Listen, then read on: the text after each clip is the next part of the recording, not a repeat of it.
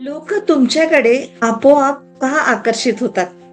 Powerful aura याच्या मागचं psychological आणि स्पिरिच्युअल सायन्स काय आहे, हे आज आपण समजून घेऊया. नमस्कार. तुम्ही कधी असा व्यक्ती पाहिलाय का की जिच्याकडे काही फारसा पैसा नाहीये, मोठं पद नाहीये, प्रसिद्धी नाहीये, तरी पण ती जिथे जाते तिथे लोक तिच्याकडे नकळत आकर्षित होतात. ती बोलायला लागली की लोक शांत होतात. तिच्या उपस्थितीमध्ये एक वेगळी अशी स्थिरता जाणवते. तुम्हाला कधी प्रश्न असा पडलाय का की ही जादू आहे, ऊर्जा आहे, की या मागचं मानसशास्त्र आहे की आध्यात्मिक? तर दोन्हीचं उत्तर दडलेलं आहे. ओके, आज मी तुम्हाला हे सांगणार आहे. आज आपण म्हणजे पॉवरफुल ऑरा या संकल्पनेकडे म्हणजे अंधश्रद्धेने नाही, तर एका सायकोलॉजिकली किंवा न्यूरोसायन्स आणि स्पिरिच्युअलिटी या तिन्ही दृष्टिकोनातून आपण बघणार आहे आणि समजून घेणार आहे. त्याच्यातले मी काही भाग आहेत म्हणजे त्या याच्याने सांगते. तर भाग एक म्हणजे पहिल्या याच्यामध्ये मी तुम्हाला सांगते की ऑरा म्हणजे नक्की काय, नेमकं काय आहे. तर सगळ्यात प्रथम आपण हा गैरसमज दूर करून घेऊया, कारण मी माझ्या रेकीच्या क्लासमध्ये पण तुम्हाला नेहमी सांगते की हे काही जादू टोना नाहीये किंवा काहीतरी असं खडे गोटे रत्न मंत्र असं काहीही नाहीये. नाही, रंगीत प्रकाश आहे, है ना. तर ऑरा म्हणजे काही रंगीत प्रकाश दिसणं किंवा काहीतरी वेगळं असं दिसणं असं काहीच नाहीये. तर ऑरा म्हणजे तुमच्या उपस्थितीचा लोकांवर पडणारा परिणाम. तुमच्या उपस्थितीचा लोकांवर पडणारा परिणाम आहे. तुम्ही खोलीत आल्यानंतर लोकांना कसं फील होतं, काय वाटतं?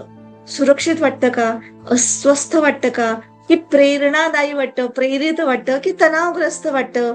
आला हा, अरे यार बोर करणार, काय वाटतं लोकांना? आणि हे जे वाटणं आहे हाच तुमचा ऑरा आहे. नंबर 2, सायकोलॉजी काय सांगते?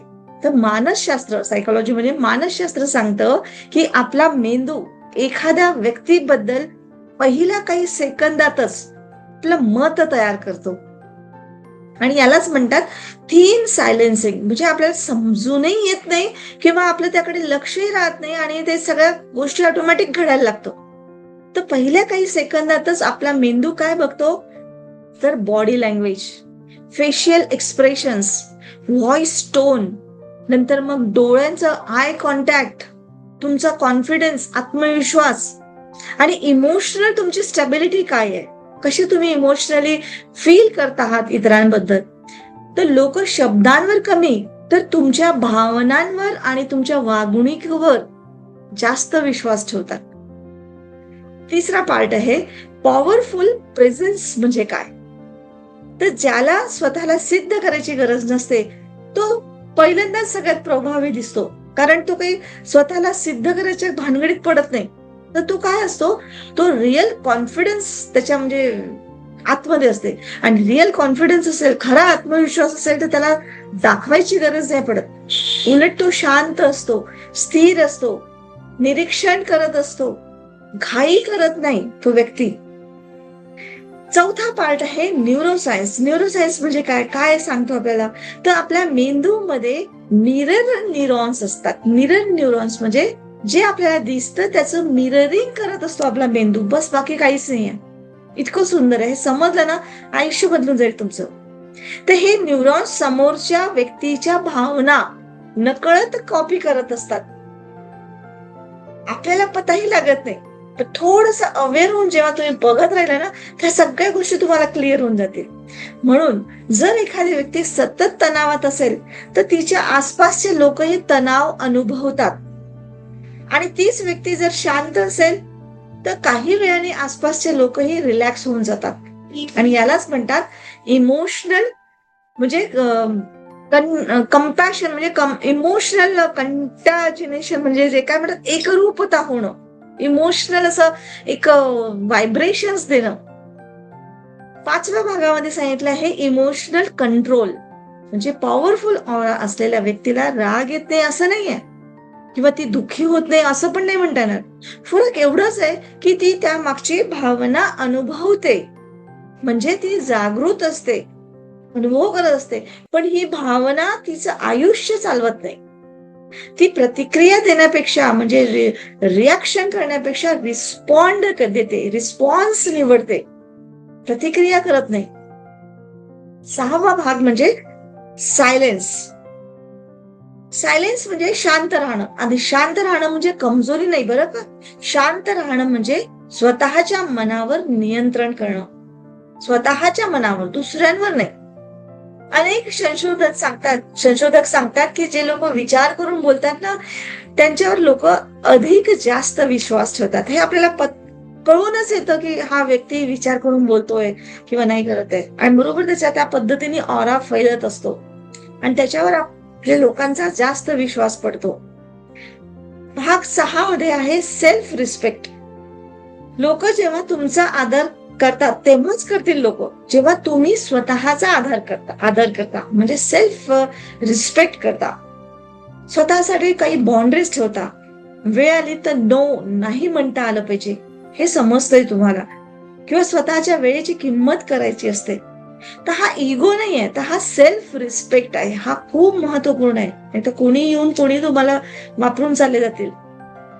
नंतर भाग 6 याच्यामध्ये स्पिरिच्युअल सायन्स मध्ये काय, तर आता आपण थोडस आध्यात्मिक दृष्टीने बघूया की भारतीय अध्यात्म काय सांगतं की जेव्हा मन तुमचं शांत असतं तेव्हा तुमचे विचार शुद्ध असतात, तुमच्या भावना संतुलित होतात, आणि तेव्हा व्यक्तीमधून नैसर्गिक सकारात्मक ऊर्जा प्रगट होते. आणि रेकीमध्ये यालाच ऊर्जा संतुलन म्हटलं जातं. ध्यानामध्ये यालाच प्रेझेन्स म्हटलं जातं, म्हणजे जागृत असणं, अवेअर असणं. आणि योगामध्ये यालाच चित्तवृत्तीचं शांत होणं म्हणतात. म्हणून ऑरा तयार केला जात नाही, तर तो विकसित होतो. कोणीतरी तुम्हाला करेल आणि जादूटोना छू छा करेल आणि तुमचा ऑरा सगळा क्लीन झाला, तुमचा किंवा तुमच्या घराचा वगैरे वगैरे, असं जे करतात लोक, हे ढोंगी बाबा आहेत. असं काही होत नाही. हे आपल्याला स्वतःला विकसित करावा लागतो. तर ह्या सर्व गोष्टी तुम्हाला समजाव्या लागतात. तर आता एक 9व्या भागामध्ये मी तुम्हाला आणखी पॉवरफुल स्पिरिच्युअल आणि सगळ्या गोष्टी, भौतिकता, सगळ्या गोष्टी मी एक सांगते. तर पॉवरफुल ऑरा वाढवण्यासाठी काय करावे लागेल, तर ह्या 8 सवयी नक्की लावा. दररोज ध्यान करा. आपण रेकी शिकला असाल तर नक्की रेकीचं ध्यान साधना मी दिलेली आहे, दररोज करा. फर्स्ट, सेकंड, थर्ड तिन्ही डिग्री शिका. जसं तुम्ही 3ऱ्या डिग्रीत आले, ग्रँड मास्टर मध्ये आले, 10 मिनिटात तुमचा ध्यान होतो. 15 मिनिटं खूप जास्त असतं, आणि स्वतःसाठी 10-15 मिनिटं काढणं कमी नाही. तर करा नक्कीच. तर दररोज ध्यान करा, श्वासावर लक्ष द्या, आपल्या शरीराची काळजी घ्या, दिलेला शब्द पाळा म्हणजे इंटिग्रिटी. तुम्ही जे बोलता ते करा. नंतर प्रत्येकाला खुश करण्याचा प्रयत्न करू नका. नो बोलता आलं पाहिजे, नाही बोलता आलं पाहिजे जिथे तुम्हाला नाही जमत आहे.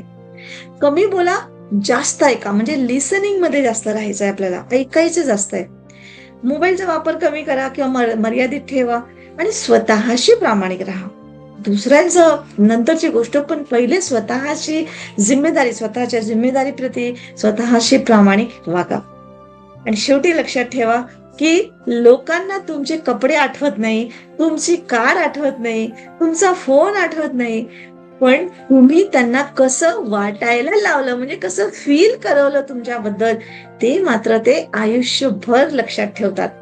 म्हणून पॉवरफुल ऑरा म्हणजे लोकांना प्रभावित करणं नाही, तर पॉवरफुल ऑरा म्हणजे स्वतःवर इतकं प्रभुत्व मिळवणं की तुमची शांतता, तुमचं व्यक्तिमत्व आणि तुमची उपस्थितीच इतरांसाठी प्रेरणा बनणं.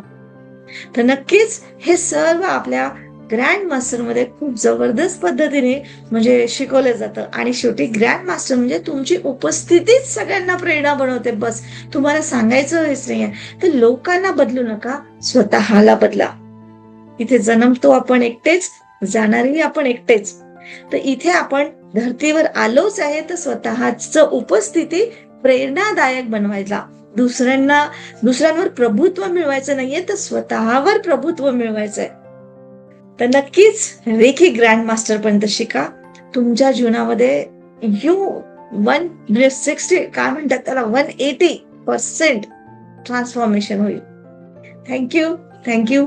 नक्कीच आपल्या चॅनलला सबस्क्राईब करा, लाईक करा, कमेंट्स द्या, इतरांना शेअर करा, आणि नक्कीच तुमच्या आयुष्यामध्ये बदल करा आणि इतरांच्या आयुष्यामध्ये बदल करण्यासाठी तुम्ही मदत करा.